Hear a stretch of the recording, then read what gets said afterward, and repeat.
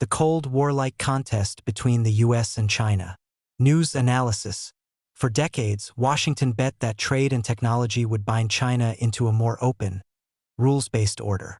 Instead, the world's two largest powers now clash in nearly every domain: chips and AI, supply chains and technical standards, cyberspace and outer space, ideology and influence, reshaping alliances and the global economy in the process. Analysts call it a Cold War-style contest with one pivotal twist: the two rivals remain tightly bound by trade and finance. Rather than severing those ties outright, each side is racing to rewire them. Washington speaks of de-risking and targeted decoupling, while Beijing erects its own legal, regulatory, and export levers that often stray from global norms. That tug-of-war, experts say, is likely to define the two countries' relationship well beyond 2027. How we got here. President Richard Nixon's 1972 trip to Beijing ended decades of hostility and paved the way for full U.S. diplomatic recognition of the People's Republic of China in 1979. Before that, Washington recognized the government in Taiwan, the Republic of China, as the sole legitimate government of China. The diplomatic shift cleared China's path into the World Trade Organization in 2001, granting broad access to global markets, supercharging export-led growth, and turning the country into a central hub in world supply chains. Washington assumed deeper integration would nudge Beijing toward a more market-oriented, rules-respecting, and democratic path. It did not. China forced technology transfers, lavished subsidies on state champions, blocked foreign competitors, and tolerated widespread intellectual property theft, all in violation of WTO principles. The strategy paid off in raw power. China's nominal GDP jumped from roughly $1.3 trillion in 2001 to about $19.2 trillion in 2025, more than a 14-fold gain. With that growth came sharper elbows. Chinese state-backed hacker groups have breached U.S. government agencies, companies, and critical infrastructures, while influence operations reached universities, think tanks, and media outlets, steering policy and public opinion in Beijing's favor. Adding to that is a flood of fentanyl precursors from China feeding America's opioid crisis, what some U.S. officials call a form of unrestricted warfare. A strategic shift in Washington. A change in U.S. thinking came in 2017, when the Trump administration's national security strategy labeled China as a top competitor and strategic adversary. That judgment continued to underpin policy under the Biden administration and the current Trump administration. Beijing's post-WTO behavior forced Washington into hard-edged techno-nationalism and trade protectionism. Peter C. Y. Chow, an economics professor at the City College of New York, told the Epoch Times. That new posture now produces a drumbeat of measures on a regular basis. On August 20th, Microsoft scaled back Chinese access to its early warning system for cybersecurity vulnerabilities, highlighting national security concerns. A week later, the Commerce Department announced it was closing a loophole that had let some foreign chipmakers ship U.S. tools to China without licenses. From October 1st, mandatory research security training will be implemented for federally funded scientists supported by the National Science Foundation and the U.S. Department of Agriculture. On September 12th, the Commerce Department released a fresh export control list that named 23 Chinese firms aiding Russian or Chinese military programs. Meanwhile, it penalized 2 Chinese intermediaries for buying U.S. chipmaking gear for China's flagship chipmaker SMIC, signaling a willingness to punish middlemen as well as end users. Beijing responds. China is answering measure for measure. On August 22nd, regime regulators tightened oversight of rare earth mining and processing, extending quota limits to imported materials and demanding monthly reporting that gives officials access to all shipment data, a level of control that alarms foreign manufacturers. Less than 2 weeks later, Beijing announced an anti-circumvention probe into U.S. optical fiber imports, then launched twin investigations into suspected dumping by American analog chip suppliers and alleged discrimination against Chinese firms. On September 15th, regulators deepened an antitrust review of NVIDIA's purchase of the Israeli-American company Mellanox Technologies, a computer networking products supplier, adding to the squeeze on the U.S. tech giant. Almost every week, one side tightens export controls, security reviews, or legal hurdles, and the other answers with its own set of levers. an ideological divide. At its core, you can't square centralized authoritarian rule with modern democratic governance. US-based economist Davy J. Wong told the Epoch Times. The two values can't coexist, so a power contest is inevitable. Democracy prizes transparency and bottom-up innovation, he said, while China's one-party state values speed and cohesion.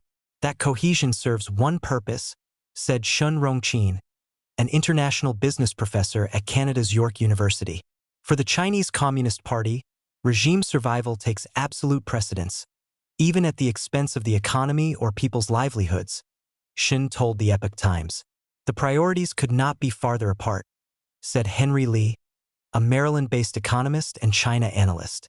Washington's bottom line is national well-being. Beijing's is power, Lee told the Epoch Times. Any hint of weakness, Lee said, is viewed by the Chinese Communist Party as an existential threat, which is why it feels compelled to confront Washington and project strength.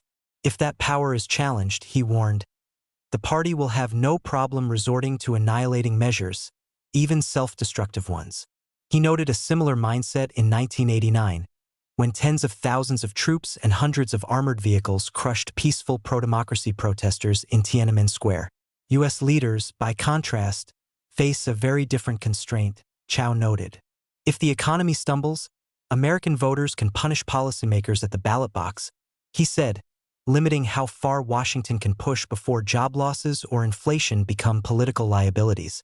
Beijing's playbook: commit, delay, renegotiate. Despite the ideological gulf, China still relies on U.S. demand for its exports, giving Washington leverage. But Beijing has learned how to blunt that advantage. Beijing's counter-strategy, Wong said, is commit, delay, renegotiate, offering tactical concessions, stalling on implementation, then coming back asking for new terms. Lee sees that script playing out again in the current trade talks as Chinese negotiators appear cooperative yet offer little that is substantive and verifiable. So far, Beijing has promised to roll back some retaliatory tariffs, relax restrictions on rare earth exports, and set up a consultation mechanism for continued dialogue, steps that address measures Beijing itself recently imposed and that carry no long-term enforcement. The pattern recalls the unfulfilled pledges of the 2018 to 2020 Phase 1 trade deal, when Beijing's much-touted commitments to increase purchases of American soybeans and technology never fully materialized, Lee said. Lee contends Beijing is dragging matters out through the 2026 U.S. midterms, hoping any shift in Congress will constrain Trump, all while pouring money into domestic supply chains to cut U.S. dependence. However, China's room to maneuver is shrinking, Chow noted. A property market meltdown, soaring youth unemployment, and weak consumer spending have undercut its appeal as a magnet for foreign capital, he said. A 2025 U.S.-China Business Council member survey released in July found that only 48% of U.S. companies plan to invest in China in 2025, down sharply from 80% in 2024. Beijing may wish to minimize the damage from the trade war with the U.S., Chow warned, or risk deeper economic pain at home. Looming secondary tariff on China. Beijing's support for Moscow is another flashpoint. China and India have helped keep Russia's economy afloat since its invasion of Ukraine in 2022, ramping up purchases of Russian oil even as many countries reduced or cut off imports. By 2025, China had become Russia's largest fossil fuel buyer, accounting for about 40% of Moscow's export revenues, offsetting much of the impact of Western sanctions on Russia. In response, Congress, by bipartisan vote, granted Trump authority to levy sanctions and tariffs on countries aiding Russia. The president has also urged EU officials to hit Chinese and Indian goods with duties of up to 100% and signaled Washington would act in tandem. Beijing has replied with its own leverage. During tense talks in May and June, it throttled exports of heavy rare earth elements, essential to everything from missiles and vehicles to smartphones, to force concessions. That chokehold worked, Shin said. Washington eased some tariffs and relaxed certain chip controls, allowing NVIDIA and AMD to sell down-spec AI chips, H20 and MI308, to China in exchange for a 15% fee on revenue.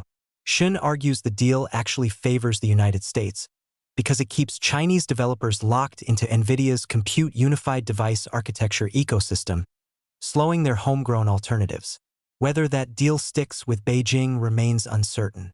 Analysts therefore expect tensions to flare again if no concrete agreements are reached by November 10th, the extended deadline for US-China negotiations. Each side is weaponizing its comparative advantages, Shun said. That pattern is only becoming clearer. Secondary tariffs or not, each side is weaponizing its strongest levers. Technology for Washington, rare earths for Beijing. An escalating pattern that increasingly resembles a Cold War, Shun said. Gu Xiaohua contributed to this report.